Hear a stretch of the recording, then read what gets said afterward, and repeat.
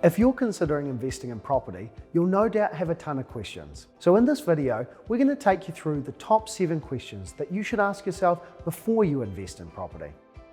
The first question you should always ask yourself is, what's the right strategy for me? There are 2 main strategies that you can use as a property investor. You can buy and hold, or you can trade property.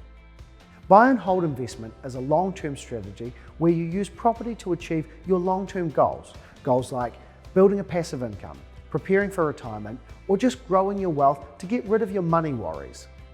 It's a strategy that happens over time alongside your working life rather than replacing your job right now. This means that you can carry on with normal life rather than making massive lifestyle changes. Traders, on the other hand, often want to work on their properties to become their full-time job. This is more short-term focus, active strategy that you use to replace your income now by working on and selling properties. Of course, the right strategy for you is going to depend on what you want out of your portfolio. The next question you should ask yourself is, what are the right properties for me? Properties tend to fall into a couple of categories, and the right property for you is going to depend on your personal situation and the strategy you decide on. Let's start talking about growth and yield properties. Investors who are still building their wealth and have 10 years plus left in the market will tend to invest in growth properties. These properties tend to go up in value faster, which help you build your wealth quickly, but often have a lower yield. Growth properties tend to be like standalone houses and townhouses located in major cities. On the other hand, investors who are nearing retirement or who already have significant wealth tend to focus on higher yielding properties like apartments and room-by-room rentals. These properties work great for people who are moving from the stage in life where they are accumulating their wealth to where they are living off the wealth they already have.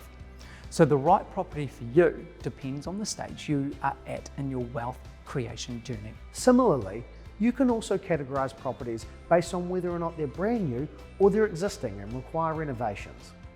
Newer properties work for investors who want to be hands-off, who want a low maintenance, low surprise investment, or who favour long-term predictability.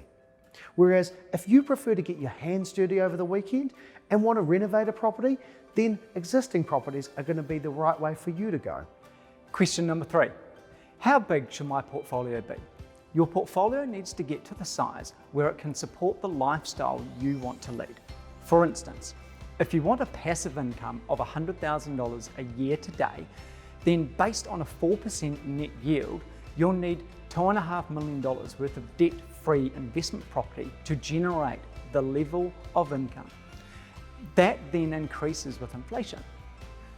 The question then becomes, how many properties of each type, i.e. growth or yield, will you need so you can hit that equity goal within your desired timeframe? The next question is a favourite of papers and investors alike. Where's the best place to buy at the moment? As you can imagine, the best place to buy is constantly changing based on if an area is going up or down at any one time. And what is considered to be a good place to invest changes based on your strategy and how you view property investment.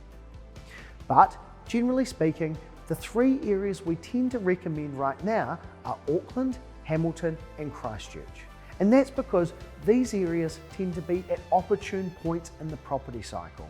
They all have significant infrastructure in the works, have growing populations and strong economies. This makes them stable and predictable places to buy and find rental properties for buy and hold investors. On the other hand, location is less of a concern for traders because you'll buy and sell in the same market. Of course, it does help if the property prices are going up at the same time as well. Let's now go through a few financial questions that might be running through your mind. This is probably the most common question that we hear at Opes. Can I invest in property? While you probably won't actually get a final yes or no answer until you put in an application for a mortgage at your bank, there are some general rules of thumb. You need about $100,000 worth of either cash or usable equity within your home to use it as a deposit. And you'll need enough income to be able to afford the extra mortgage under the bank's test conditions. Of course, the rent from your tenant will cover the interest payments on your mortgage. but the banks will test whether you can afford the mortgage under a few stricter test conditions. The simplest way to see if you pass these 2 rules of thumb is by taking our property investor quiz, which you can find on the Opes Partners website. Question number 6. How much do investment properties cost? It won't surprise you to learn that the cost of an investment property changes depending on where it is, what it is, and what it's made of. But it's important to have a rough idea in mind, because the price that you pay for a property impacts the amount of deposit you need in either cash or usable equity. Usually, the price of a property for a first-time investor might be around $500,000 to $800,000.